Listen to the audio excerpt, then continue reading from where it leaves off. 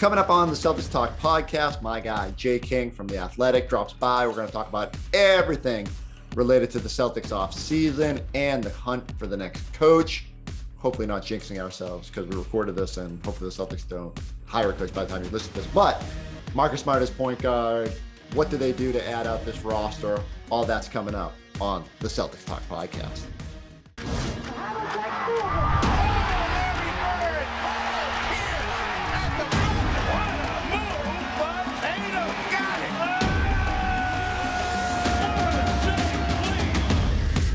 All right, The Athletic's Jay King. I miss you.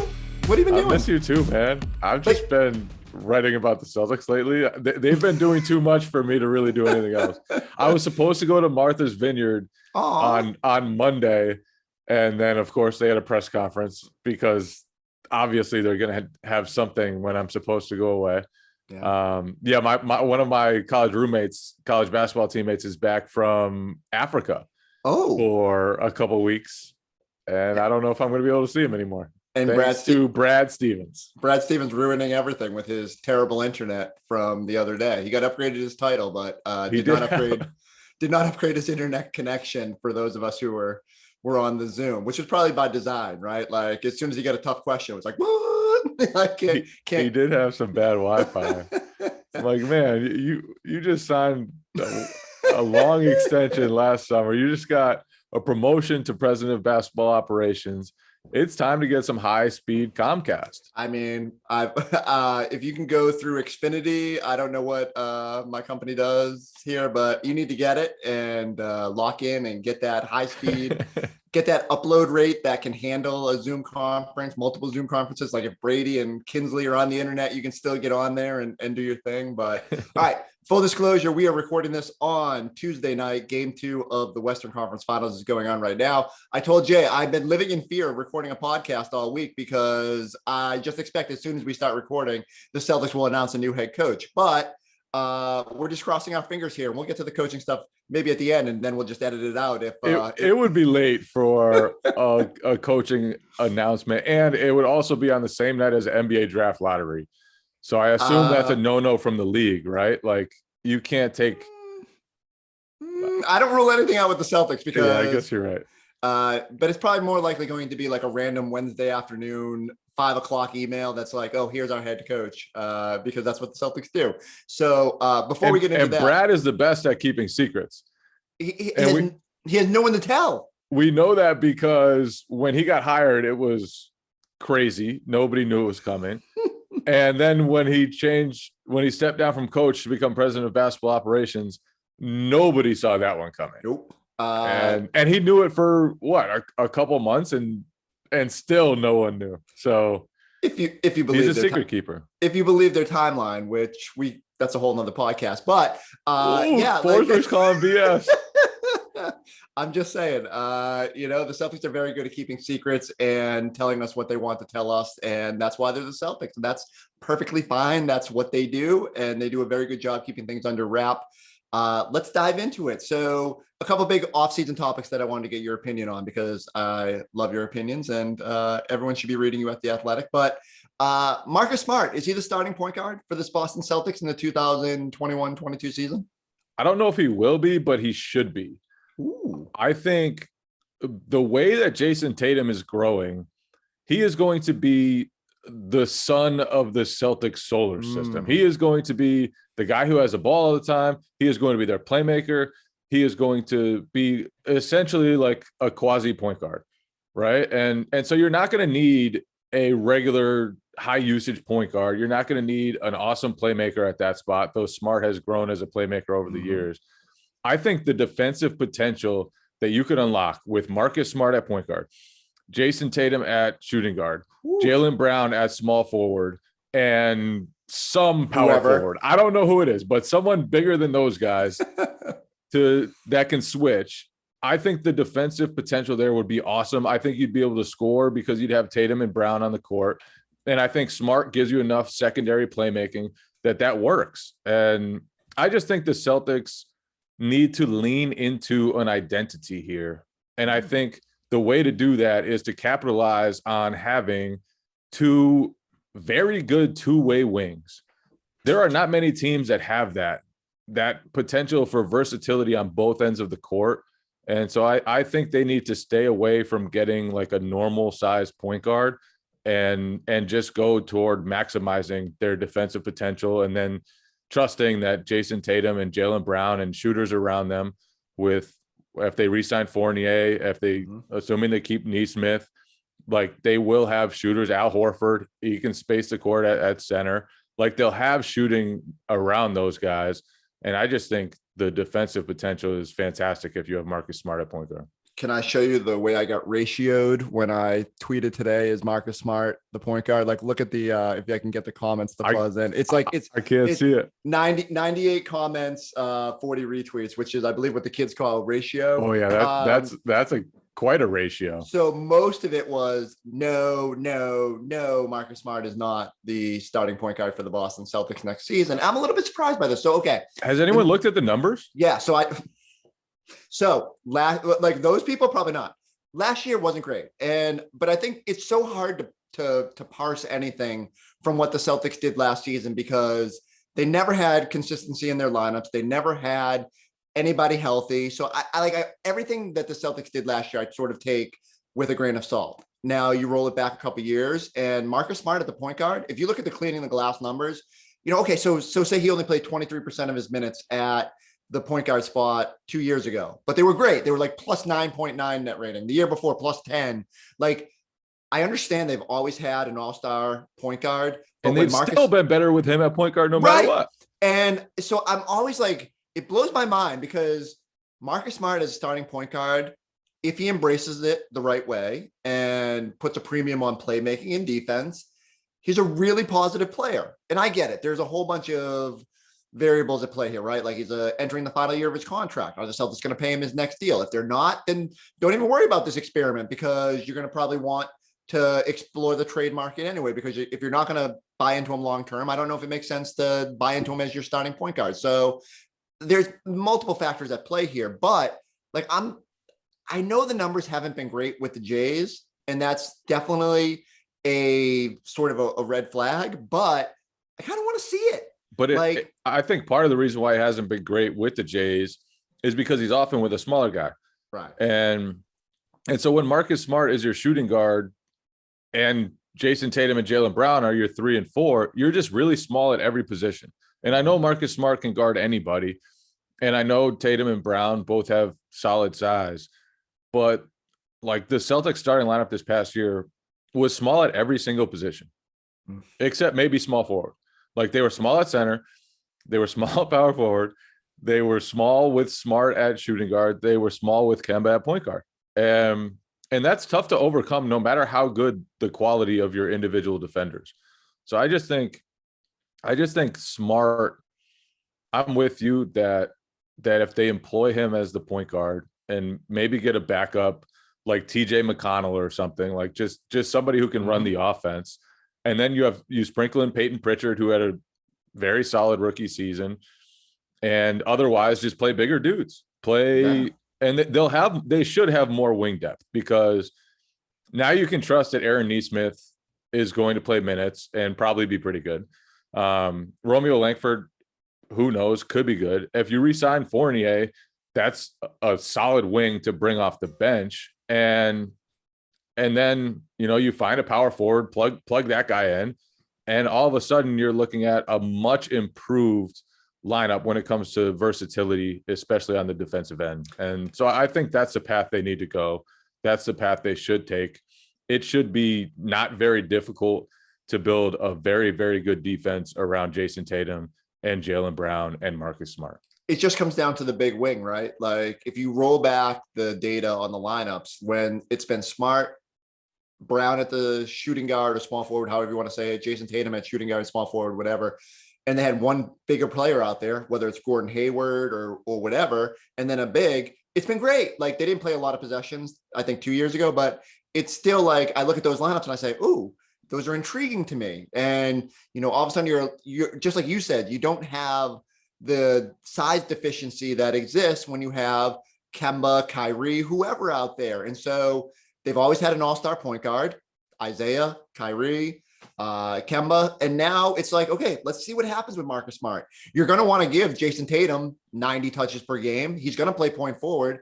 Like Marcus Smart is still going to play off the ball a whole bunch. Like, let's just see what it looks like. Yeah. And if you get midway through the season and it's clunky, you trade Marcus Smart. Like, I think it's as simple as that. And one stat that kind of stood out to me as I was looking things over, Jayson Tatum with Kemba Walker on the court averaged like 23.5 points per 36 minutes. Mm-hmm. Jayson Tatum without Kemba on the court averaged close to 29 points per 36 minutes. And I don't blame that all on Kemba, because like just having another high quality scorer on the court is obviously going to drag down your numbers a little bit. But I think that's just some proof that Tatum can handle more responsibility, and Tatum doesn't need that high scoring point guard next to him. Like having one would maybe make things easier for Tatum, but I think Horford and having Robert Williams, two passing bigs, will make things easier for him anyway. So I don't think the Celtics need a true point guard. I think Marcus Smart, he led the team in assists last year. He has become a very good playmaker in the pick and roll. Obviously, sometimes his shot selection gets a little iffy, and sometimes he tries to do things he probably shouldn't be doing. But I think you'd be fine with him on offense, and then the defensive potential would just be huge. And as Jayson Tatum grows, and I think that's especially that Nets series just kind of showed like this dude is going to be everything for the Celtics at one point. And obviously Jaylen's going to be next to him, and Jaylen was an all-star, and Jaylen's going to be great.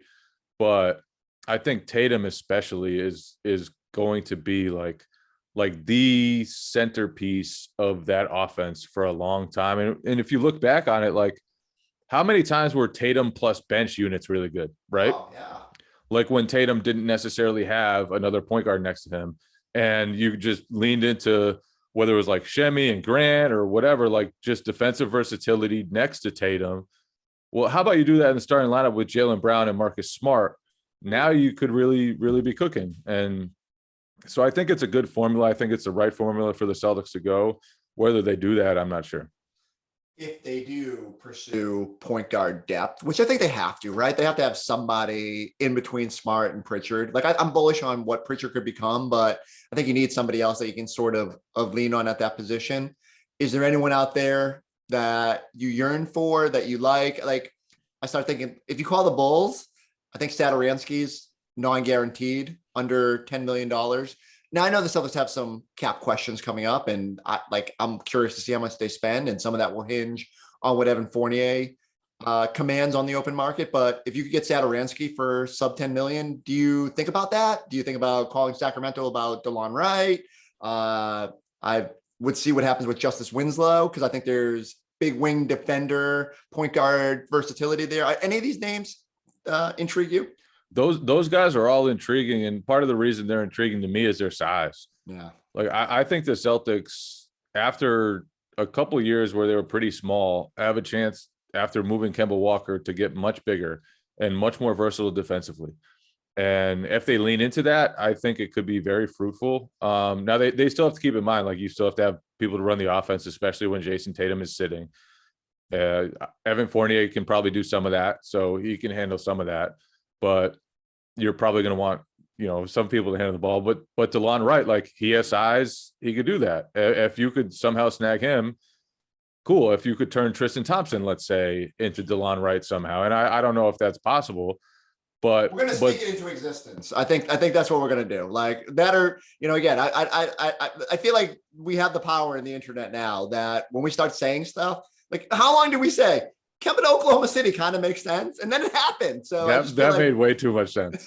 So maybe Brad's checking his mentions right now before picking a coach, and we can try and get these things into existence. Yeah, and Satoransky, he's another guard who can handle the ball, who has a lot of size, and he's another guy. He's not a perfect player, but like to have off the bench, if you do bring Fournier back, then that's like a solid bench piece. I think Aaron Nesmith will be a solid bench piece after the way he finished the season. And so all of a sudden you're looking at a depth chart that's probably substantially better than it was last season. And I think that's why the Celtics made the Kemba Walker trade. Beyond bringing in Al Horford, another guy who can play, you shed that money, you open up some financial flexibility to bring back Fournier, to build out the rest of the depth chart, and surround Jayson Tatum and Jaylen Brown with hopefully better fits than they had last season. Let's talk about Fournier.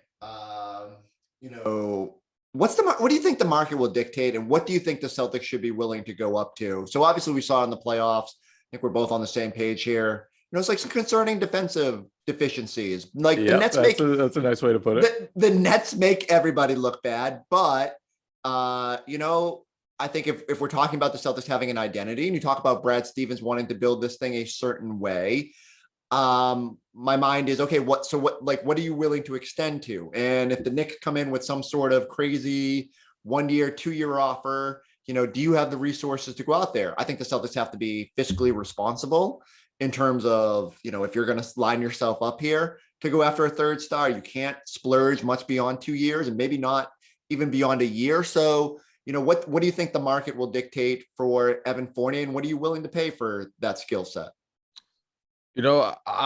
I honestly think he's probably not set up to make as much as he made last season at $17 million. I think teams obviously know he can be a good scorer and a pretty efficient scorer and a good shooter, but like there are probably no situations like Orlando where he could be like the leading perimeter scorer and still on a playoff team. Like that's probably not going to happen anywhere else. And so I'm not sure the market will be great for him.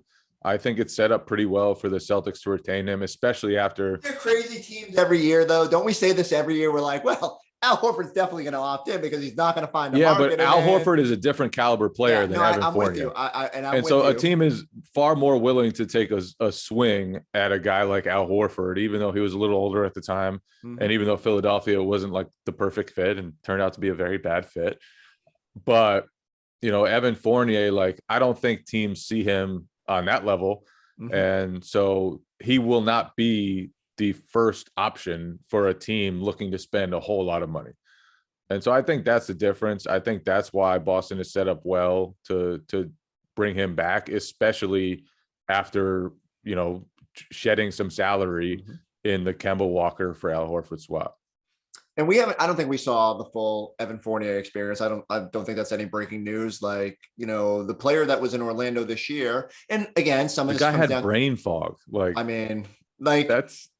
You just look at the splits between what he did in Orlando, and I get it, higher usage, higher opportunity, but the passing wasn't the same. I just, it's hard for me to say like unequivocally that some of the downside of what we saw from Fournier won't be mitigated with a healthier season. And ultimately they need size, and they need that sort of Gordon Hayward replacement that we've been talking about since Gordon Hayward left, which, only a year, but it's still something. And it's something that when you didn't have Gordon Hayward when he was here is just clearly a big deal not having him out there. So do you think they pursue other help at the four?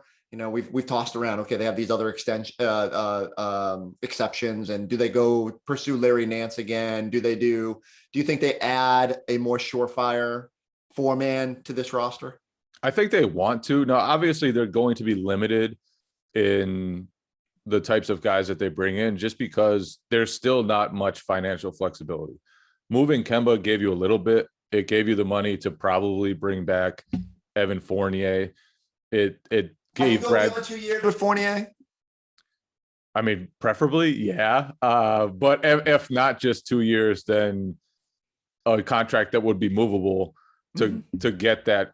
2 years from now, I think the Celtics need to position themselves to be able to be free agent players, because Joel Embiid could be a free agent that year. Nikola Jokic could be a free agent that year. Woo! And I think it's possible that at least one of those guys is going to look around and think, you know what, this situation isn't perfect for me. I should consider my other options. And when they do, Jayson Tatum and Jaylen Brown coming into their primes would be a very good situation. it would be a very good situation. Like not a bad thing. Those are two guys that you can look around and go, okay, like Boston could be a spot for me. And I'm not saying that that's something that is very realistic. Too late. I've already aggregated it. It's way down the road. But then also you need to give yourself the flexibility to go after like a Karl Towns or a Bradley Beal if one of those guys becomes available. I'm throwing out all the names. So like my favorite part is you're like, wait, I'm not sure that the 2 all-star, superstar, MVP caliber guys I just threw out there were enough. Let me throw a couple more in there. So good for you, JK. But it's always funny to me like how quickly fortunes change in the NBA. Mm-hmm. Like Joel Embiid 2 weeks ago, you would have said he's in a very good spot. The Sixers, they're the 1 seed, and they are headed for good things. Like they're just in the beginning stages of what should be a fruitful playoff run. Now I don't know what they're going to do. I don't know what they're going to be. But to your point, like, yeah, building out financial flexibility 2 years and maybe max cap space in 2 years should be a pretty big deal to the Celtics. Even if they do have signed contracts that are beyond that, they should be movable contracts. They should be contracts that they can get off of if they need to create cap space or create flexibility, or to use in a big trade, because the clock is ticking. I hate saying it because it's so early. It's so true. Early. It's so Jayson Tatum hasn't even started his contract extension, but it's true. Like in the NBA, time goes quickly. You need to build a roster, and Brad Stevens still has work to do to put the right pieces around those guys to convince them to stay long term. And obviously, one of those decisions will be whoever's the head coach. But the power forward spot, I keep banging the Kyle Anderson drum. Ooh. I think Larry Nance is another guy who would fit a similar role, but Kyle Anderson, to me, like, number one, the Grizzlies have a bunch of other young power forwards, so they could theoretically look to move him.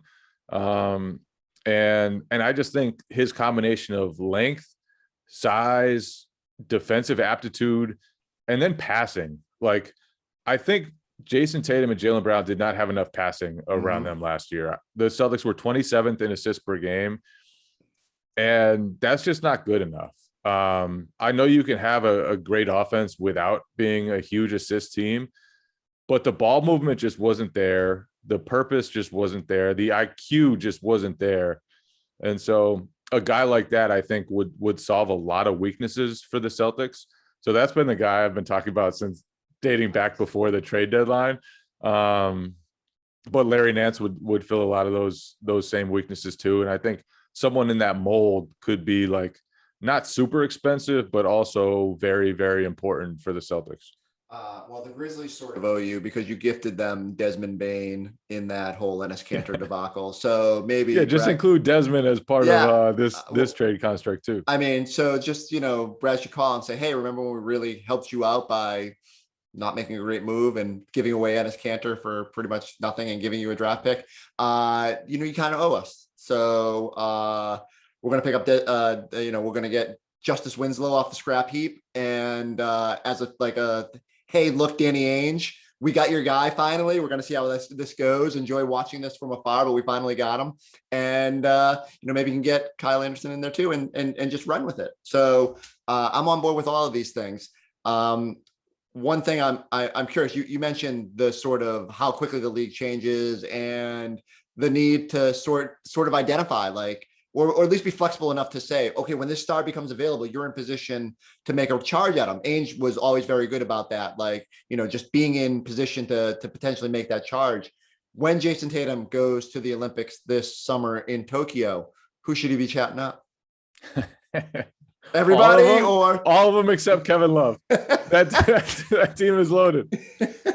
I was going to say, if Danny was still here, we know he wanted Kevin Love, the whole Rondo Fenway Park thing. So I can't rule it out, but yeah, everybody but Kevin Love would be my answer as well. Everyone else on that team is awesome. Kevin Love, I don't know how he got a spot on that team. He's still like an okay basketball player, but I'm a little embarrassed for our country that he's on that roster.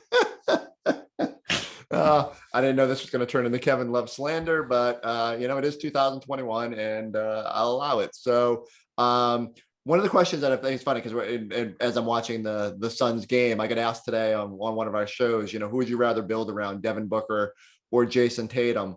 I mean, is that a fair question? Like, I mean, I thought it was pretty obvious, like Tatum, but am I wrong watching Devin Booker now in the Western Conference Finals? I think it's pretty close. They're both similar players. I think Tatum has more scoring potential. I think he's a much better 3-point shooter, and I think in the NBA that really matters. Mm-hmm. But to me, like Booker has grown as sort of like the off-ball player and doing a lot of the little things to like set him up to be a little more efficient. I'd take Tatum. But Booker's really good too, yeah, obviously. I mean, and Tatum, like I think he needs to show that he can continue to lift up the players around him. When he was first becoming a very good player in the league, he was just a scorer. And that kind of shifted toward the end of last season. And he's grown a ton as a playmaker. He's grown a ton in a lot of ways. And I think his bout with COVID obviously hurt him last season, probably kept him off the All-NBA teams and cost him a lot of money, which is too bad. But I think you want to see him continue to become a playmaker and continue to find the most efficient opportunities. So I think it's close. I'd still go with Tatum though. Yeah, and I feel the same way. I just, I'm curious to see what the next step is for Tatum, and does he truly embrace? Like I thought midway through last season, once Jaylen and Jayson both got their all-star bids, I can remember having a conversation with Scal in the office, and we're like, okay, like now this is where the Celtics take off. Both guys are sort of they've got their thing. And now it's not about them, it's about the team. And it didn't quite happen. And now, again, there's extenuating circumstances, COVID and the illnesses and the injuries and all that. It complicated matters. But I was surprised that they never sort of figured out how to make each other better, at least to the level that, great teams have to. And that, again, watching the Western Conference Finals, and I'm just locked in at times on how do Kawhi and Paul George operate, and how do they make each other better, and how many assist opportunities are they creating for other people, and can that be something that the Celtics can do? So it's all part of the process with Jayson Tatum and seeing where he goes. But I think you phrased it the right way. Like he is the sun in the center of this Celtics universe, and they just need everything just revolves around him and what they're going to do. Yeah, and I think Brad Stevens, he made a point in his press conference of saying, we are going to find guys who maximize Jayson Tatum and Jaylen Brown. And I think they can kind of not get in trouble, but because Tatum and Brown are so versatile, you can kind of play them in any way. Like you can run them as ball handlers. You can play them at 2 and 3. You can play them at 3 and 4. You can play Tatum at point guard if you really want. But I think they need to like determine a vision for those guys. And then whoever's the next coach needs to really bring those guys to the next level. And that's going to be probably a huge determining factor in whether whoever the next coach is a success, because, getting Tatum to that level where he's one of the very best players in the league and getting Jaylen Brown to another level higher, like that is going to shape the course of the Celtics franchise. And I think it's Brad's job to put the right players around them to maximize them. And I think this past year, one of the biggest issues was beyond the Celtics' best players, there was minimal shooting. And that's why I think bringing back Fournier is so important, because then you have another veteran shooter to bring off the bench or to start or whatever, but just another guy around those guys who can be a knockdown shooter. And that's why I think Aaron Nesmith's development is so important, because he shot 37% during his rookie season, and I think he projects to be even better than that moving forward. And Peyton Pritchard shot 41%, whatever it was as a rookie. He's another guy with shooting potential. Al Horford, like he's just going to make the game so much easier for Tatum and Brown, because he just simplifies the reads. it's like you come off a pick and roll, and if two guys come to you, you just leave it off for Horford, and he's wide open, and he either shoots a three or he attacks a closeout, and then he makes the next play. So I just think he's going to simplify the game for them. I think that's going to be important for Jayson Tatum and Jaylen Brown. And I think that Brad Stevens, like, every decision from now on needs to be about maximizing those two guys and finding the right roster, finding the right fit, finding the right coach for them to really succeed. It was almost refreshing to hear Brad say it out loud, and he kind of still like didn't say it like he didn't say definitively we're building around these two guys, but he's like, every player on this roster has to help make our wings better. We all kind of knew what he was saying, right? And you just dial it back a year or two, it was always like, well, the core of this team is our five Jaylen, guys. Yeah, exactly. And I mean, before that, it was always we empower everybody. No, finally, Brad has sort of realized, like, no, you have two all-star guys. Everything has to revolve around them and what they do. All right, I'm gonna take a chance here because we can always lop off this part of the podcast when they hire a coach in 12 hours and we're ruin our Wednesday. But do you have a preference? I heard I was listening to your podcast with Jam, and I think you were stumping for Juwan Howard early on. Obviously that was a little bit of a pipe dream, although I don't rule it out. Like, the Celtics always operate, like, everyone keeps telling me, oh, they're down to two guys. Like, this is what the reporting is. And I'm like, the Celtics just always fly below the radar. Do you think there's, whether it's an ideal sort of prototype for a coach or someone you think would work really well with the Jays? Like, what do you see if you were Brad Stevens and hiring the next coach? What would be your sort of outlook on what you should do? The reason why I kind of focused on Juwan Howard was because he's a little fiery, like he would bring a level of fire, which I think the current Celtics roster needs. Like, they didn't have enough of that fire last year. And I don't blame that on Stevens. It's kind of a thing where, like, the coach sort of has to balance out the players and kind of be a little different from them sometimes. And I think there were too many laid back guys on that roster, and it just didn't always work out personality wise. And I think Juwan would be very fiery. And then the other reason is he has experience, both 6 years under Eric Spoelstra and, 2 years as a head coach at Michigan. Whereas a lot of the guys being talked about as candidates for the Celtics head coach, the kind of premier candidates that have emerged, they don't have head coach experience, whether it's Chauncey Billups, Ime Udoka, a number of the other options that they have. They just don't have head coaching experience. I think, and at that point, like, it's hard for me to know what those guys will be like. I know Ime Udoka has contributed to some very good defenses.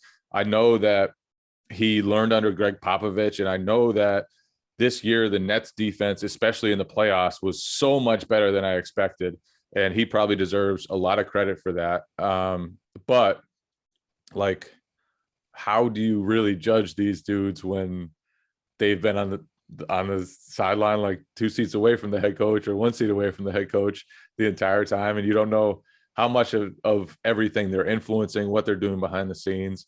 And so that's why it's very hard to evaluate an assistant coach in the NBA unless you have, people very close to them that you trust. Yeah, and people keep saying to me, like, do you need someone that has NBA coaching experience? And I was like, well, Brad didn't have any coaching experience. Like, it worked out pretty well, maybe not to the ideal level, but, I think you just have to have the right person. And, like, Brad was the right person at the right time for this team, right? Like, he could deal with the turnover that happened and then get the most out of Isaiah Thomas and Jay Crowder and, sort of lead it to the point. But I think Brad, as much as anyone, probably recognized, kind of hit a point where, at least with this group, couldn't take it to the next level. And again, maybe that's the confluence of what happened with this organization and the changes that were happening this offseason anyway. And, this made sense, but I am intrigued by what he thinks is the right person to move them forward. And, I'm fascinated to see how it goes. I keep saying, it's going to be a surprise and maybe I'm completely wrong. Maybe it'll be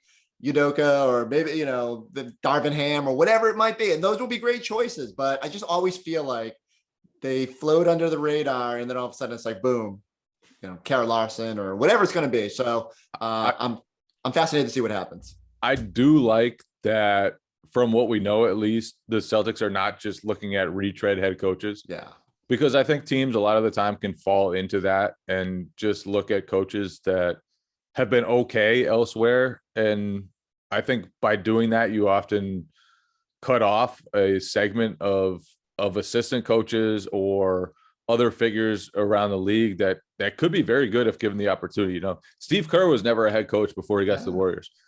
Like, he was a GM before, so he had that experience, but he was never a head coach, and he was the perfect fit. You look at Tom Thibodeau. Like, how long was he an assistant before he got an opportunity? And then he was great, and he's still great. He's had a great year for the New York Knicks. There are a number of assistants. Nick Nurse, you know, like how long was he on a staff for Dwayne Casey? Probably the best coach on the entire staff before getting his chance. And so I just think a lot of the times teams put themselves in a box, looking for guys with experience when sometimes the best guy for the job doesn't have any. All right. I told you I'd keep this quick, and as usual, you don't have to keep it quick. I know. I just keep feel going, bad. baby. I just enjoy the conversation. I haven't seen you in person in like 19 months now or something, like probably more. I missed your throw walk. I appreciate that. Like it just keeps getting higher and higher until we get back to basketball. But did the draft lottery concern you at all for the 5 teams, for the 5 top teams in the Eastern Conference? Do you we talk about the clock ticking. Now I'm like, oh my God, like maybe Detroit or Orlando will start to be better. And, you know, like you just can't take any season for granted, right? You can't. But I mean, it's probably not too big a deal right now. I don't know. I'm already panicking. Some of those teams will have a top 5 draft pick, even though this is supposed to be a loaded draft. I think for the Celtics, and you see it like when the Celtics put together the big 3 of Paul Pierce, Kevin Garnett, and Ray Allen, it was like such a thin line. Like, people forget Paul Pierce was ready to ask out. Paul Pierce was ready to move on. And finally Ainge pulled the trigger on those moves in the same summer to pick up Allen. If he hadn't picked up Allen, he wouldn't have picked up KG. And if he hadn't done maybe both of those things, but at least one of those things, Paul Pierce might have been on the way out too. And so it can be a very thin line sometimes between being a genius and squandering an opportunity. And so the Celtics have to position themselves to be geniuses. And maybe it won't work out. Maybe it will. But Brad Stevens' job is to kind of, and I don't know whether he'll be able to turn them into contenders overnight. I do think he can build a better supporting cast to better fit Jayson Tatum and Jaylen Brown. I think he's already beginning to do that. But I think the bigger thing for Brad will be positioning this team, both with the coaching hire and with moves over the next 2 seasons, to put the Celtics in a position to be contenders when Jaylen and Jayson are beginning to make decisions and really think about their future. So that, I think, is going to be the most important thing. You know, it went from a couple of years ago where Kyrie was in town and Al Horford was in town and Gordon Hayward was in town, and that was a window, right? Like, that was a championship window right there. And I think that window has passed. The Celtics need to open up a new window. And I'm not sure they can do it right away, but they need to do it before Tatum and Brown have to make their decisions. And so that's Brad's responsibility, and it's a big responsibility. And he started to give himself a little financial flexibility, but it's not going to be easy to remake the roster and give those guys a real chance to contend. I was going to make a joke about, you know, you think they can build a better roster than Carson Edwards and Taco Fall. But my friends, my group text is all ablaze right now about saying that Etuan Moore is on the point in the Western Conference Finals. So shout out Danny Ainge. You know, you win some, you lose. You win some, you lose some. I'll have to Google what Juwan Johnson is up to right now. But you know, God bless the 2012 draft. I feel like he played overseas for a long time. He did. You know what? I was. This is so embarrassing. I never go on Snapchat, and then, like, you know how it suggests your contacts. You know, Juwan Johnson popped up. So, but yeah, I bet I think he's still playing. Well, good for him. Hold on. I gotta. I'm sure he's still playing. Like, none of these guys all sort of grind out 15-year careers overseas and figure it out. Like, Carson Edwards would be great on Real Madrid next year or whatever he whatever down the road. You want to make him teammates with Yabu? I think I saw a Reddit thread about how Yabu should be brought back because at least the Celtics made the Eastern Conference Finals every time they had Yabu, and it made me chuckle. Our guy Juwan played for Bayern Munich or however the hell you say it. I'm trying to find his stats right now. I'm telling you, I bet he's putting up like double doubles. I mean, how many years did Shavlik Randolph average like 40 and 20 in China? And like, good for him. Like these guys go and do stuff. People wanted Jared Sullinger off of like 3 YouTube highlight reels after the end of last year. So there's always a market for these guys. I hope Sully finds his way back into the league. Same here. Like I root for all these guys. They're all very nice people. He averaged a cool 7 points last year. A little concerning. He had one good game against the Bulls, I remember. It's funny like what you remember about random dudes, but you know, I can remember the Vitor Favarani games and the Juwan Johnson. Ooh, is there something here? Games, and you know, it's the draft. Vitor, what do you have, like 16, 12, and like 6 blocks in his first game as a starter? He started Brad's first game. Brad Stevens, the peak of the Brad Stevens era was game 1, and Vitor Favarani just absolutely going nuts. And then he had he got hit by an ambulance in oversight. Remember that? What did he say? Like, remember his press conference? He's like, they were trying to kill me. And I think it was Gary Washburn. He's like, wait. They were trying to kill you? The rest of us. It was like a figure of speech that he was using that just didn't really translate. And we all thought like they were trying to kill Vitor Favarani, as I remember it. I think that's you are correct, because I remember we all sort of sat there looking at each other like, what did he just say? But no one wanted to be the dude who asked the follow-up question. But Wash was right on it, and because that's what Wash does. He's great with like, hey, wait a minute, we should follow up on that. So that was incredible. Yeah, like, it was. I mean, Vitor, you said they want to kill you. I'll never forget that. One of the greatest press conference moments of all time. Well, when I sketched out the budget tonight, I didn't think Juwan Johnson and Vitor Favarani would end up on the agenda, but sometimes that's just where this thing takes you. And we don't have a potable 6-pack, but if we could go back and rank the best games of the Vitor Favarani era, we might only get one. It might have been that opening night. I think he had another one like right after that was pretty good. Then it was all downhill. Now this is going to send me spiraling down a wormhole, and I'm not going to watch tonight's game. I'm going to end up watching Vitor Favarani highlights. There's nothing better. But you know, that's sort of where it's at. All right. Well, J King, hopefully we didn't jinx this. Hopefully this podcast gets up on Wednesday morning and doesn't be immediately outdated. Hopefully you don't trade anybody or ruin your week further. I hope you get to see your friends who are in town from Africa for the first time in forever. You know, how's everything else? Your life good? I'm living, man. I'm living. I'm living.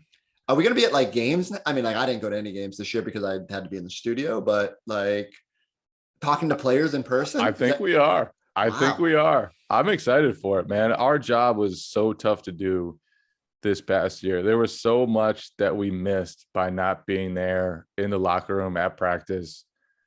Like I just felt like I did by far the worst job of my entire career. And I'm the same way. I apologize to all my bosses all the time, especially because I joined NBC Sports Boston in 2019 or 2018-19 season, and that was the weird Kyrie year.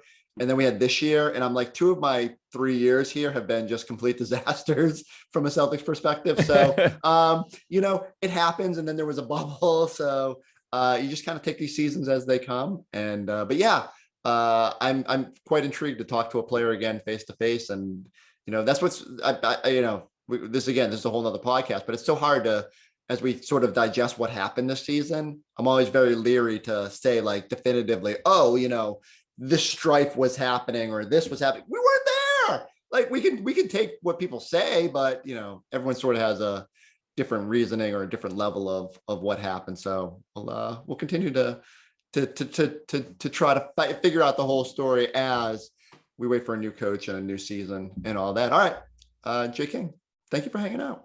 It was beautiful to see you.